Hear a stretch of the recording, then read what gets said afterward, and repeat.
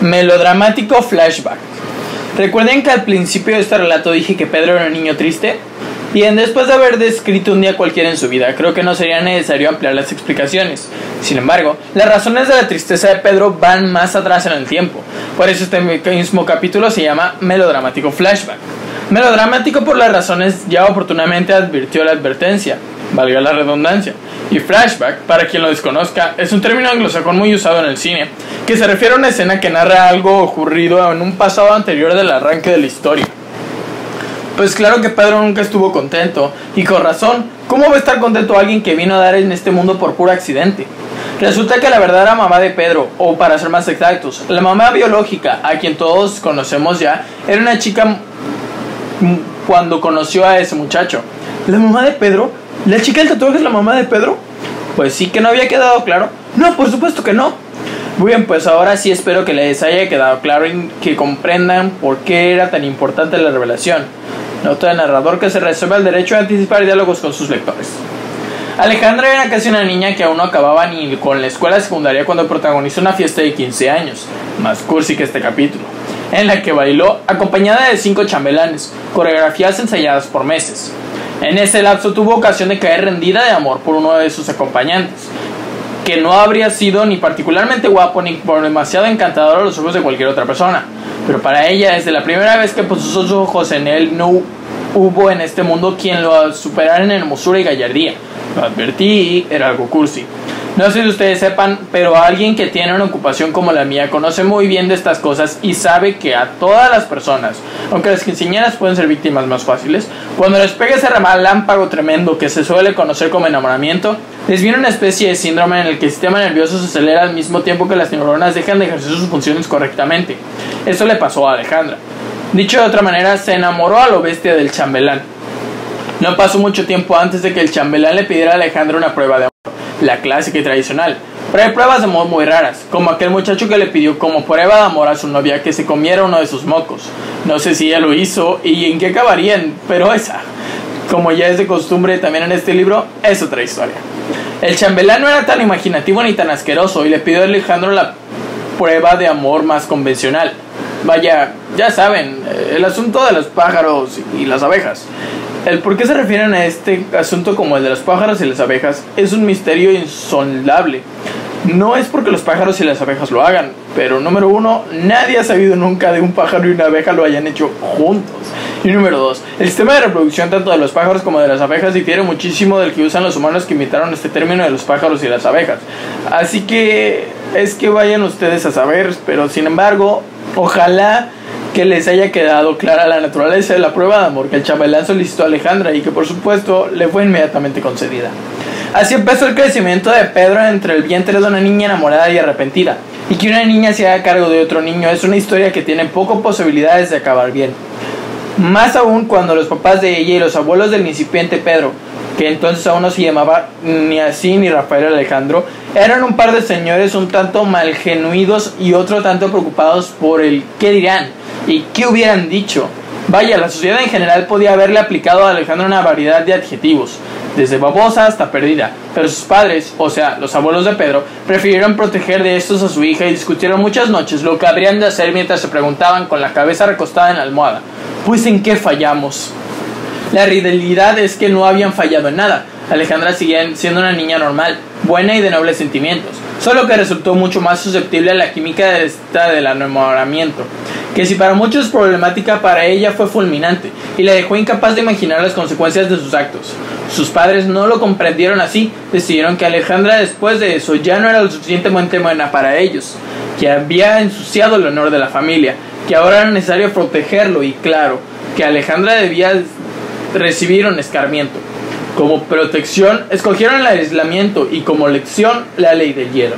El chambelán ni siquiera llegó a conocer la noticia de su paternidad. Los papás de Alejandra estaban frente a ella cuando por teléfono y sin poder contener el llanto le dijo que no podía verlos más, que se iba a pasar una temporada con su larga familia de Estados Unidos. Esta niña, que solo había sabido ser mamá con una muñeca, tuvo que pasarse los últimos 6 de los 9 meses de gestación con Pedro, no en Estados Unidos con esa familia ficticia, sino encerrada en su cuarto que era chico y olía raro. Podía salir el resto de la casa cuando no había visitas, pero allí también olía raro desde que Pedro empezó a habitar dentro de su cuerpo. Lo raro no era el olor nada más, su panza era redonda, su ombligo se había saltado y le daban ganas de vomitar a cada rato. Los colores también habían cambiado y eran más blancos, pálidos y grises de colores, de verdad. Y las palabras y las muestras de cariño que también le hubieran venido nunca llegaron. A la mamá de Alejandro le costó un poco más de trabajo, pero también cumplió. Ni una sola palabra le dirigió durante todo ese tiempo. Lógico, si una niña tan triste tiene que salir un niño triste. Si eso es contagioso cuando el triste ve en la casa de uno, aún se siente en la banca del lado del colegio, imagínense el grado de contagio tan bárbaro si el triste es ni más ni menos la casera que lo alimenta por una directísima conexión ombligo-ombligo durante 9 meses. El niño triste nació en la casa, que según la otra niña que era su mamá, olía raro y había perdido el color. Pero en cuanto el médico, que cobró caros el servicio a domicilio y el silencio, levantó a Pedro patas arriba para darle una nalgada, que aparentemente ahora es una costumbre en desuso, la casa recuperó sus tonos y brillo, el aire volvió al olor fresco y todo lo que antes había sido blanco y negro ahora era de colores de nuevo. Esto es en realidad no muy cierto. Los colores no habían cambiado y el aire tampoco. En el corazón de la niña, que ahora era mamá en serio, que se le desprendió de golpe porque dijeran sus papás lo que dijeran, lo que había hecho no podía ser tan malo si había sido la causa, finalmente, de que ahora existiera esa personita arrugada y pero tan hermosa. Sí, claro que lo hizo desde el momento en que lo vio, pero ese amor no tuvo oportunidad de crecer. Coste que lo advertí, es cursi. Alejandra no le quitó los ojos de encima a Pedro mientras le cortaban el cordón umbilical, lo limpiaban, lo fajaban y lo enrollaban en una manta. Fueron los 20 minutos en los que antes de llamarse Pedro, ese niño se llamó Rafael Alejandro, que podría haber sido una romántica combinación de Alejandro y Rafael, si el chambelán así se hubiese llamado. Pero no, el chambelán se llamaba Rodrigo, y Rafael Alejandro era el nombre del protagonista de la telenovela favorita de Alejandra durante su encierro, en el que su única compañía fue la televisión. Y claro, la amiga imaginaria que estuvo con ella durante esos meses y que me contó esta historia la noche del cumpleaños número 10 de Pedro. Alejandra vio a Pedro durante los 20 minutos que se llamó Rafael Alejandro, nada más. Ni siquiera alcanzó a sentirlo entre sus brazos. Cuando despertó del sedante que le dieron después del parto, el niño ya no estaba en la casa. Alejandra sintió como el corazón se le llenaba de corteaduras. Sus papás, que nunca le hablaron del paradero del niño, y así como ellos no creían poder perdonar a su hija, ella estaba tan segura de que tampoco les perdonaría eso jamás. En cuanto pudo ponerse de pie nuevamente, cosa que ocurrió bastante rápido porque el parto fue muy normal y a los 15 años la recuperación es casi inmediata, Alejandra metió 4 cosas en el corral del colegio al que no pensaba volver y se marchó de su casa para siempre. Todo pues había sido inútil. El honor familiar no vale gran cosa cuando se trata de una familia rota. Alejandra no se despidió de sus padres, pero sí de su amiga imaginaria. Cuenta ella que el enojo se le veía en la mirada y se le escuchaba en la respiración. Se fue con la intención de buscar a su hijo, pero pronto se dio cuenta de que no sabría qué hacer con él si lo encontrara. Pronto también, viviendo en la calle, habría de cruzarse con malas compañías, que, combinadas con el espíritu de rebelión que Alejandra llevaba cargando al salir de su casa, volverían su existencia un poco caótica. No sabemos los detalles porque, como les digo, Alejandra se despidió de su amiga imaginaria e informante nuestra, pero creo que no nos es difícil suponerlo. De lo que sí podemos estar seguros es de que Alejandra nunca dejó de pensar en Pedro, en Rafael Alejandro, o en ese pequeñín arrugado y sucio de sangre que sus ojos vieron por 20 minutos solamente.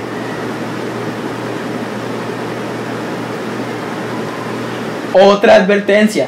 Bien, veo que eres de los míos. No nos gusta el melodrama. Sin embargo, es mi deber advertirte también que ya has decidido brincarte el capítulo cursi y melodramático. Lo más probable es que no entiendas muchas cosas que habrán de delatarse. Tal vez en ese caso, al terminar este libro, si es que lo terminas, vayas por el mundo diciendo que no tiene ni pies ni cabeza y que su narrador es un incomprendido. Eso, como supondrás, no representa algún beneficio alguno para mí ni para ti. No, muy por el contrario. Tú no entenderás cabalmente la historia y yo caeré en el desprestigio. Así que es mejor prepara un té de tila, dicen que es bueno para los corajes, aunque esto tal vez sea una leyenda urbana. Regresa a donde te quedaste y no hagas caso a la advertencia anterior.